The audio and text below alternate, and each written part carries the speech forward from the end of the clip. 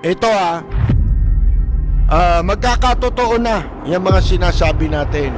Kapag Rapid Fire! magandang gabi po mga kaibigan. Muli pong sumasa inyo ang palatuntunang Rapid Fire. Muli po tayo mag-aanyaya sa ating pagtatanghal ngayong gabi na tatampukan ng mga pagtalakay sa mahalagang issue na ating pag-uusapan. Pakinggan nyo mabuti ito. Alam nyo, very ito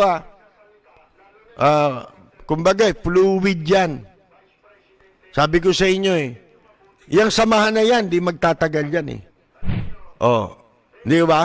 Gagamitin ito, talagang ikinahon ito Talagang inihanda ito, kaya wala ngang ginawa si Digonyo, kundi pinag-aralan niya yan simula nung maupo siya, hanggang sa matatapos na termino niyan. Wala naman siyang ginawa sa gobyerno naglingkod ba yan?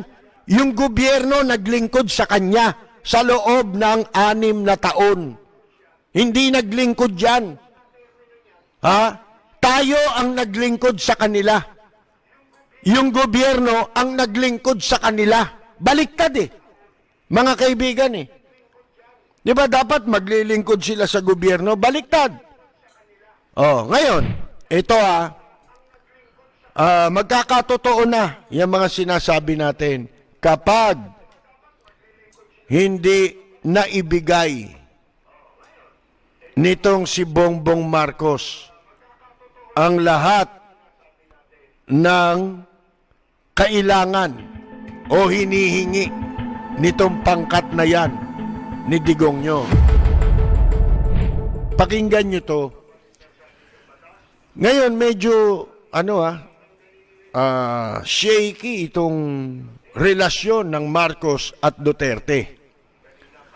Kahapon may nagrally. Nakita ko sa social media. Litrato nagrarally. Ang nirarally nila, laban lang kay Marcos. Laban lang kay Marcos. Bakit? Bakit hindi kasama si Sara? Ang sinasabi nila, bayaran yung buwis. Yun ang kanilang issue. Bakit si Marcos lang ang target nila? Sino ang nagpaparally? Tandaan ninyo hindi na nangangailangan ng oposisyon ngayon si Marcos. Sapagkat ang mga kaaway niya ngayon at magiging kaaway niya ngayon, na unang-una, itong mga nasa loob na kasama niya. Ito yung mga kung tawagin ay enemies within. Kaya kung ako kayo, panunurin ko na lang muna ito. Ito hindi imposible na kukuha yan si Bongbong Marcos ng mga tao sa oposisyon. Isa yan sa mga idea nilang yan na gagawin nila. Bakit? Para makabuo sila ng sariling puwersa. Wala na siyang pupuntahan Hindi na si Vice President Robredo ang kanilang problema ngayon. Ako nga mga kaibigan iniisip ko lang ito, na baka tinatrabaho na nila ngayon kung paano sila magkakaroon ng magandang relasyon kay Vice President Leni Robredo. Sapagkat pag hindi nila ginawa yan, mga kaibigan, ay tagilid na si Bongbong Marcos. Nakaamba na sa kanya yung mag-aala Gloria Macapagal Arroyo. Tandaan ninyo, magkasamang dumating sa Kamara, magkasabay pumasok Gloria Macapagal Arroyo at Sara. Ano ba ginawa ni Gloria noon? Minadali niya na ibagsak si ERAP. Dapat naman talaga mapatalsik si ERAP. Kaya lang, ginamit niyang oportunidad yun. Ilang taon ang natira na hindi na isilbi ni ERAP na siya nagpatuloy, 4 na taon. Pagkatapos, sabi hindi siya kakandidato, pero kumandidato, nakailang taon siya? Naka 10 taon. naiwasan niya yung batas pinaglaruan nila na ang presidente ay kailangan lang manungkulan ng isang termino at hindi na maaring kumandidato. Kung uunawain mo nga yun at hindi bababuyin, hindi bibigyan ng, hindi babaluktutin, kailanman hindi na sila dapat kumandidato kahit sa anong pwesto. Kasi hindi sinasabi ron. Ang sinasabi ron, hindi ka na pwedeng sa re-election. Hindi ba pag lumaho ka, re-election pa rin yun eh. Kahit anong posisyon eh. Hindi ho ba, mga kaibigan? Merong litrato pa eh na niyakap ni Bongbong si Sara doon sa kamera.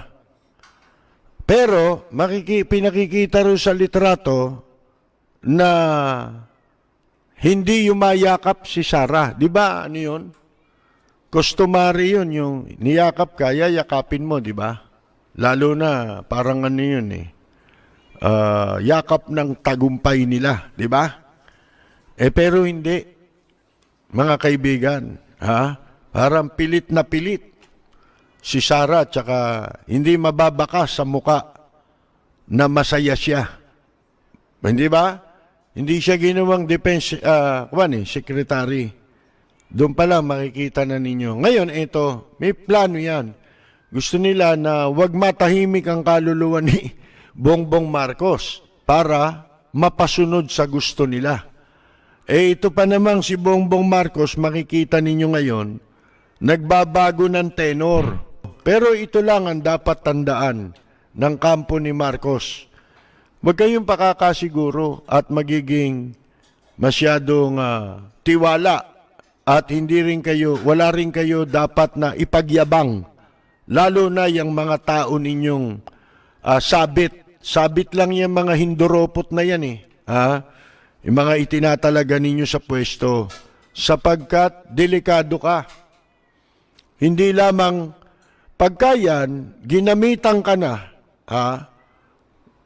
ng sinimulan na kung paano ka patatalsikin sa pwesto, baka nagsisimula na nga eh. Baka yung mga rally na yan na ikaw ang puntirya, hindi mo alam kanino nang galing yan. At hindi naman gagawin yan ng kampo ni Vice President Robredo.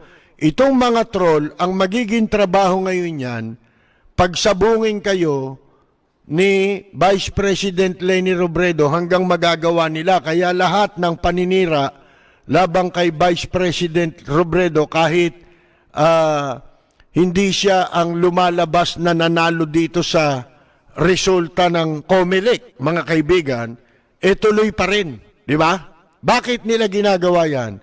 Para ma-divert, palayo doon sa plano na kanilang inihanda at gagawin labang kay Marcos. Yan ang tandaan ninyo.